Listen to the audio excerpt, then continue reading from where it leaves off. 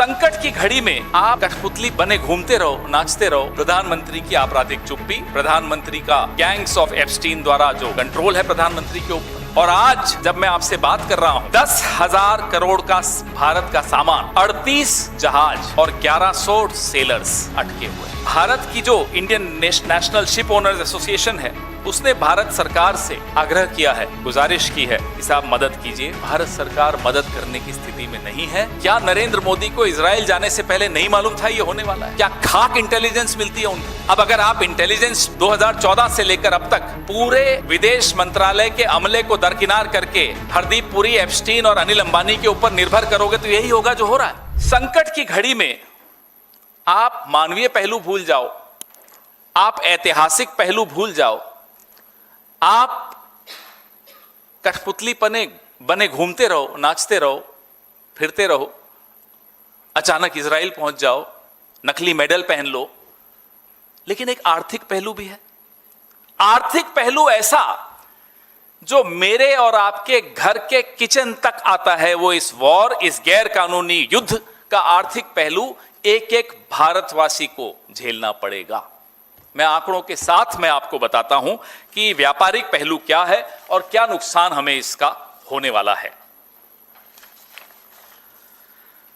आप आइए, जो स्ट्रेट ऑफ हॉर्मुज है, जिसको ईरान ने अभी बंद कर रखा है,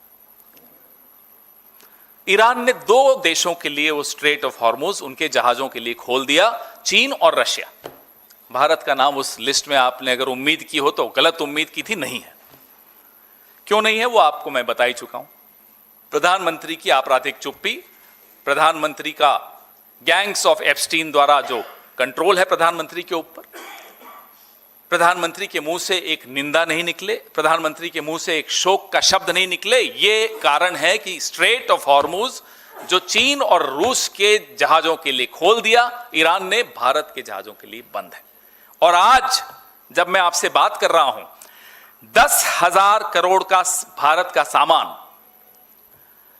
38 जहाज और 1100 सेलर्स अटके हुए हैं।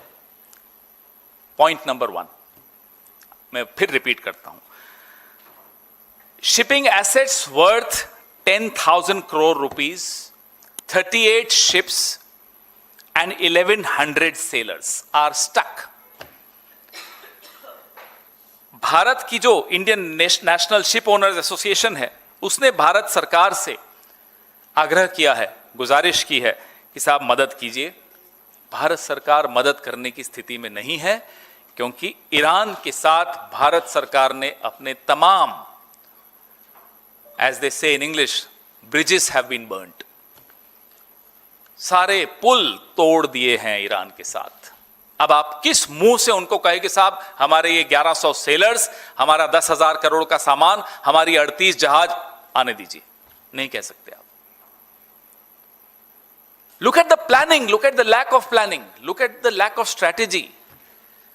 क्या नरेंद्र मोदी को इजराइल जाने से पहले नहीं मालूम था ये होने वाला है? क्या नरेंद्र मोदी को ट्रेड डील साइन करने से पहले, रूस से तेल मना कर लेने से पहले, ईरान से तेल लेने के लिए मना करने से पहले नहीं मालूम था ये सब होने वाला है? क्या खाक इंटेलिजेंस मिलती है उनको? अब अगर आप इंटेलिजेंस 2014 से लेकर अब तक पूरे विदेश मंत्रालय के अमले को दरकिनार करके हरदीप पुरी, एप्स्टीन और अनिल अंबानी के ऊपर निर्भर करोगे तो यही होगा जो हो रहा है।